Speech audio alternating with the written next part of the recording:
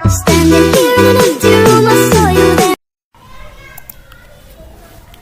selamat siang. Saya Rija Tristan Gilbran.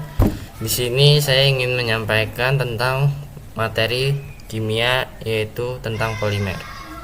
Polimer adalah senyawa yang besar dan terbentuk dari hasil penggabungan sejumlah unit molekul yang kecil atau monomer. Polimer disebut juga senyawa makromolekul, yaitu molekul raksasa dengan rantai yang sangat panjang yang terbentuk dari gabungan molekul-molekul sederhana. Penggolongan polimer. Berdasarkan asalnya, polimer adalah polimer alam, yaitu polimer yang tersedia secara alami di alam. Contoh polimer alam yaitu karet, selulosa, protein, dan amilum. Yang kedua, B. Polimer semisintesis, yaitu polimer yang diperoleh dari hasil modifikasi polimer alam dan bahan kimia. Contoh dari polimer semisintesis yaitu selulosa nitrat. Yang C. Polimer sintetis, yaitu polimer yang tidak dapat di alam tetapi disintetis atau dibuat dari monomer-monomernya dalam reaktor di industri kimia. Contoh dari polimer sintetis yaitu polietilena, polipropilena, poliviniklorida, politilen tereflat, nilon, dan polyester. 2. Berdasarkan jenis monomernya. A. Homopolimer disebut juga polimer linear, yaitu polimer yang tersusun dari monomer-monomer yang sama atau sejenis. B. Copolimer, yaitu polimer yang tersusun atas monomer-monomernya yang berlainan jenis. Yang ketiga, penggolongan polimer. 3. Berdasarkan sifat terhadap pemanasan atau sifat kekenyalannya. A. Termoplastik, yaitu polimer yang bersifat kenyal atau liat jika dipanaskan dan dapat dibentuk sesuai keinginan. B. Termosetting, yaitu polimer yang bersifat kenyal saat dipanaskan, tetapi setelah dingin tidak dapat digunakan kembali. Yang C. Elastomer, yaitu polimer yang elastik atau dapat mengulur jika ditarik, tetapi kembali ke awal jika gaya ditarik ditiadakan.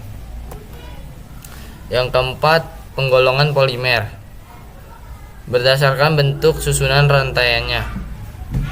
A. Polimer linear, yaitu polimer yang tersusun dengan unit ulang berikatan satu sama lain, membentuk rantai polimer panjang. B. Polimer bercabang, yaitu polimer yang terbentuk jika beberapa unit ulang membentuk cabang pada rantai utama. Yang C. Polimer berikatan silang, yaitu polimer yang terbentuk karena beberapa rantai polimer yang saling berikatan satu sama lain pada rantai utamanya. 5. Berdasarkan aplikasinya. A. Polimer komersial, yaitu polimer yang disintesiskan dengan biaya murah dan diproduksi secara besar-besaran. B.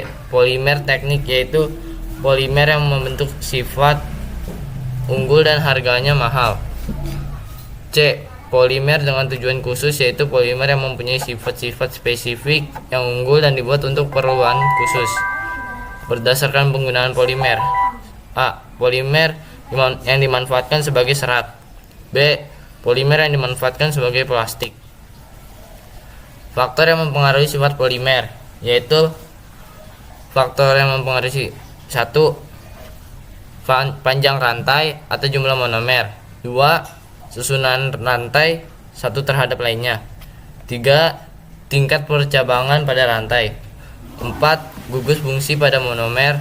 5. Ikatan silang. 6. Penambahan zat adiktif.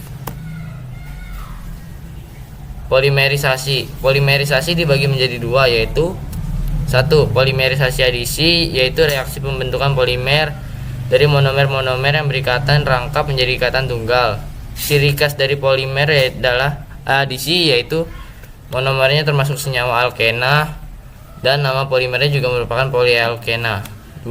Polimerisasi. Kondensasi, yaitu reaksi yang terjadi jika dua atau lebih monomer sejenis atau berbeda bergabung membentuk molekul besar sambil melepaskan molekul-molekul kecil seperti H2O, NH3, dan HCl.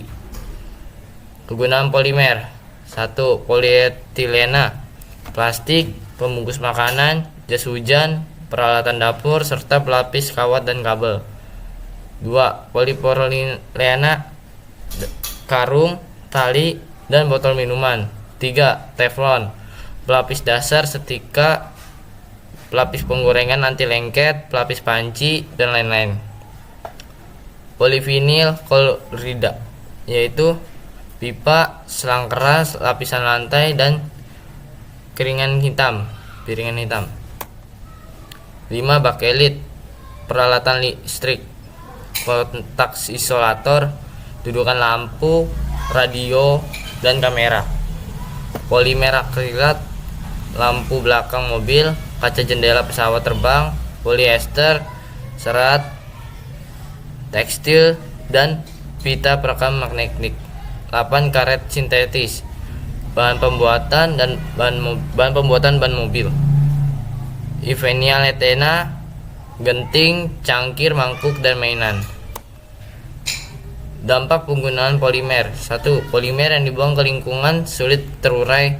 2. Gugus atom yang terlarut dalam makanan akan masuk ke dalam tubuh sehingga dapat menyebabkan kanker. Sekian dari video ini, terima kasih.